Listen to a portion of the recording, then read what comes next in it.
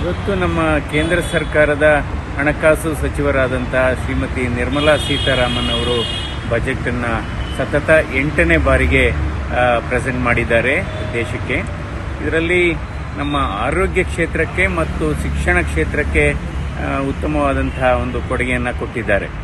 ಆರೋಗ್ಯ ಕ್ಷೇತ್ರಕ್ಕೆ ನಾವು ವಿಚಾರಿಸಿದಾಗಂಥ ಸಂದರ್ಭದಲ್ಲಿ ಆರೋಗ್ಯ ಕ್ಷೇತ್ರಕ್ಕೆ ಕಳೆದ ವರ್ಷ ಸುಮಾರು 86,000 ಕೋಟಿ ಬಜೆಟನ್ನು ಅನುದಾನವನ್ನು ನಿಗದಿಪಡಿಸಲಾಗಿತ್ತು.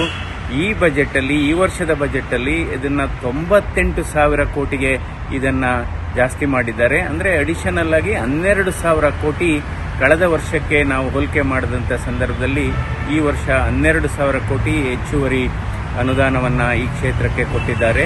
ಅದರಿಂದ ಸನ್ಮಾನ್ಯ ಪ್ರಧಾನಮಂತ್ರಿಗಳಾದ ನರೇಂದ್ರ ಮೋದಿಯವರು ಮತ್ತು ನಿರ್ಮಲಾ ಸೀತಾರಾಮನ್ ಅವರಿಗೆ ನನ್ನ ಅಭಿನಂದನೆಗಳನ್ನು ಸಲ್ಲಿಸ್ತೇನೆ. ಜೊತೆಗೆ ಇವತ್ತು ಕ್ಯಾನ್ಸರ್ ಔಷಧಿಗಳಾಗ್ಬೋದು ಅಥವಾ ರೇರ್ ಡಿಸೀಸಸ್ ಅಂತ ಅಪರೂಪದ ಕಾಯಿಲೆಗಳಾಗ್ಬೋದು, ಇದು ವೆಚ್ಚ ಬಹಳ ಜಾಸ್ತಿ ಇರುತ್ತೆ, ಔಷಧ ವೆಚ್ಚ. ಇವತ್ತು ಕ್ಯಾನ್ಸರ್ ಔಷಧಗಳು ಮತ್ತು ಅಪರೂಪದ ಕಾಯಿಲೆಗಳಿಗೆ ಸಂಬಂಧಪಟ್ಟ ಔಷಧಗಳು ಒಟ್ಟಾರೆ 36 ಔಷಧಗಳಿಗೆ ಕಸ್ಟಮ್ಸ್ ಡ್ಯೂಟಿಯಿಂದ ರಿಯಾಯಿತಿಯನ್ನು ಕೊಟ್ಟಿದ್ದಾರೆ. ಇದು ಬಡ ಜನರಿಗೆ, ಮಧ್ಯಮ ವರ್ಗದವರಿಗೆ ಬಹಳ ಸಹಾಯ ಆಗುತ್ತೆ.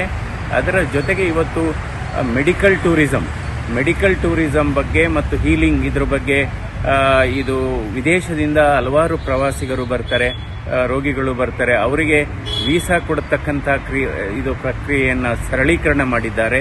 ಇದರಿಂದ ಬಹಳ ಮೆಡಿಕಲ್ ಟೂರಿಸಂಗೆ ಹೆಚ್ಚು ಪ್ರೋತ್ಸಾಹ ಕೊಟ್ಟಾಗುತ್ತೆ. ನಂತರ ಮೆಡಿಕಲ್ ಕಾಲೇಜುಗಳಲ್ಲಿ ಈಗ ಒಟ್ಟಾರೆ ನಮ್ಮ ಭಾರತ ದೇಶದಲ್ಲಿ 1,15,000 MBBS ಸೀಟ್ಸ್ ಇದೆ.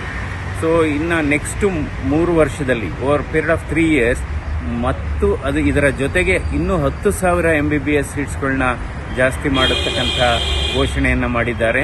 ಸೊ ಒಟ್ಟಾರೆ ಅಂದರೆ ಇವತ್ತು ಈ ಬಜೆಟಲ್ಲಿ ಸುಮಾರು 12,000 ಕೋಟಿ ಹೆಚ್ಚುವರಿ ಅನುದಾನವನ್ನು ಕೊಟ್ಟಿದ್ದಾರೆ. ಸೊ ಹೀಗಾಗಿ ನಂತರ ಶಿಕ್ಷಣ ಕ್ಷೇತ್ರಕ್ಕೂ ಕೂಡ ಸುಮಾರು 1,27,000 ಕೋಟಿ ಅನುದಾನವನ್ನು ಬಜೆಟಲ್ಲಿ ಘೋಷಣೆ ಮಾಡಲಾಗಿದೆ.